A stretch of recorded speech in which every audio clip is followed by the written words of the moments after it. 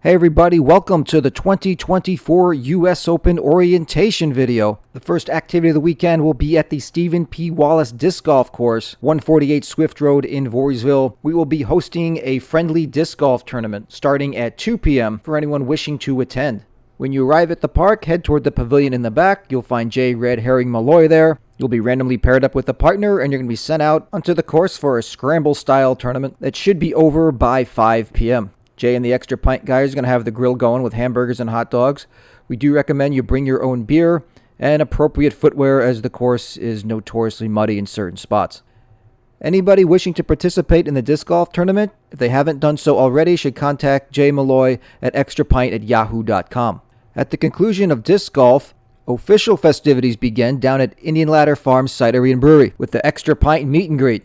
A food truck from Times Square Catering will be there on hand. Dinner will be on the house for all out-of-town teams, courtesy of Extra Pint Crokinole Club. The meet and greet is an excellent opportunity to rub elbows with your fellow competitors in a very relaxed, friendly environment. Multiple Crokinole boards will be available, so you can size up your competition tomorrow and get a chance to play with some of the game's greats. The meet and greet signature event is the 20-hole contest known as Crokinole Survivor. Each player at the board will get either 3 or 4 discs. You will take turns shooting those discs at the 20 hole. If you make a 20, you get your disc back. If you miss for any reason, it goes into the ditch. The last player to have discs remaining wins the table and moves on to the next one. Eventually, we end up with 4 players left. They play the game again, and a winner is crowned. Last year's champion, Magic Mike Mateig. Bested his fellow finalists David Ewing, Ron Langle, and Travis Keener.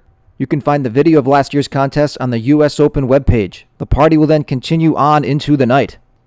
The tournament on Saturday will start a half hour earlier than it did last year. First flick is going to be at 9:30 in the morning. Doors will open at 8 a.m. The American Legion will offer breakfast sandwiches for purchase. The Legion is a cash-only facility. There is no ATM on site, so please bring cash. Parking is available behind the American Legion or next door at the Village Hall. Parking can get a little tight, so we do recommend carpooling if you're able. I'll now take a minute to go over the tournament itself. Hey everybody, welcome to the 2024 US Open. Today we're going to go over the Extra Pint timer, the score sheets, and the tournament structure. The tournament begins with the round robin phase. This year we have 3 pools of 14 players. They're labeled ales, lagers, and ciders. If it hasn't been done already by the time you're watching this video, those pools will be filled by random draw that will be conducted live on Facebook. Your performance in the round robin will determine your seed for Phase 2, which is a modified double elimination tournament. When you arrive at the American Legion and check in, you'll receive your team's round robin score sheet. You'll notice things like your match number, your opponents, and the board you'll be playing them on. You'll have 14 minutes to complete up to 4 rounds against each opponent.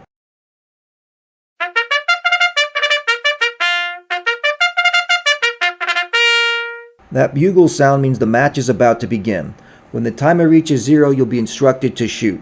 5, 4, 3, 2, 1. Shoot. At that time, all the players will shoot towards the center at the same time. The team whose disc is closest to the center will get choice of hammer or to shoot first. If your team chooses hammer, the other team will get the option of who shoots first on their team. If your team chooses to shoot first, then you will decide which one of you will shoot first. You will then alternate hammer each round through the end of the match. Here's an example of the volley from last year's US Open. 5, 4, 3, 2, 1. Shoot.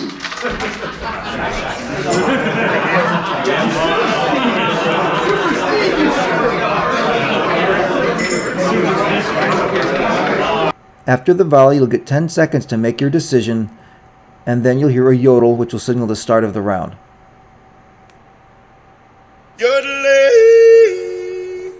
With a minute left to go in the round, you'll get a warning. Warning. When the clock reaches 0, you'll hear a buzzer. The match does not end when the buzzer goes off. The match will end once each player has shot the same number of discs, even if that's only 1. That means play has to get back to the hammer. Once the hammer has taken a shot after the buzzers goes off, the match is over. Here's an example from last year's US Open. Tyler at the top of the screen is hammer. Notice the buzzer goes off just after his opponent to his right shoots. The round is not over until Tyler takes his next shot. After that happens, the players record their scores and move on to the next table. I've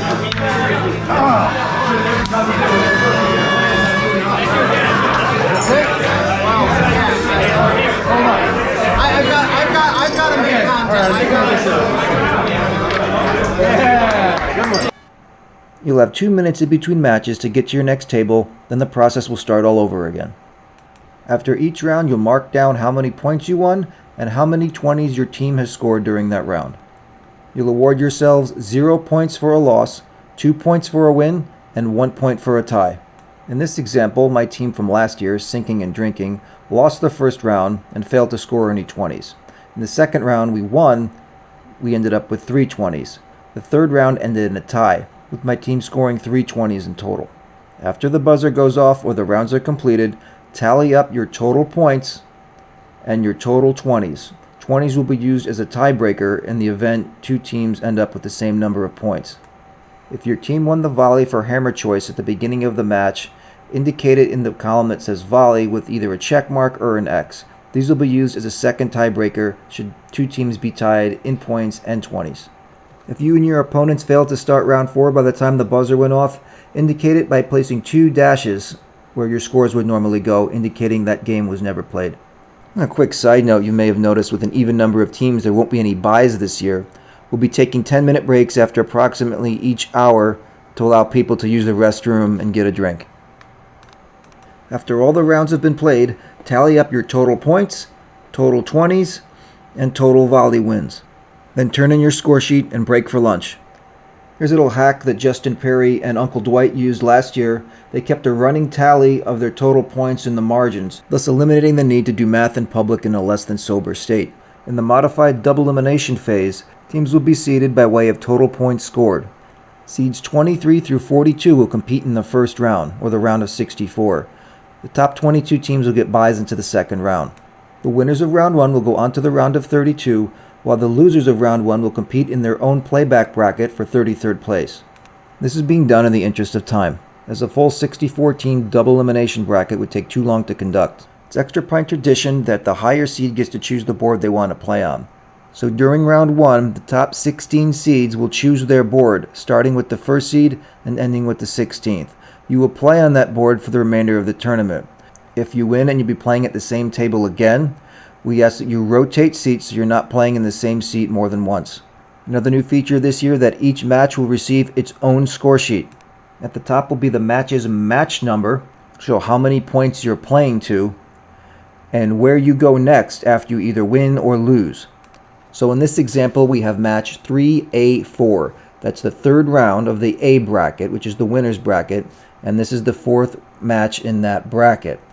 The winner will go on to play in match 4A2, so round 4 again in the winner's bracket, match number 2. The loser will go back to round 4 in the B bracket, or the back bracket, match number 5. The winning team is responsible for turning in their score sheet. Rounds 1 through 4 in the winner's bracket will be played to 7 points, the semifinals will be played to 9 points, and the championship match will be played to 13 points. All matches in the consolation bracket will be played to 5 points, with the exception of the consolation finals. The third place match will be to 9 points, the fifth place match, 7th place match, and 9th place match will be to 7 points.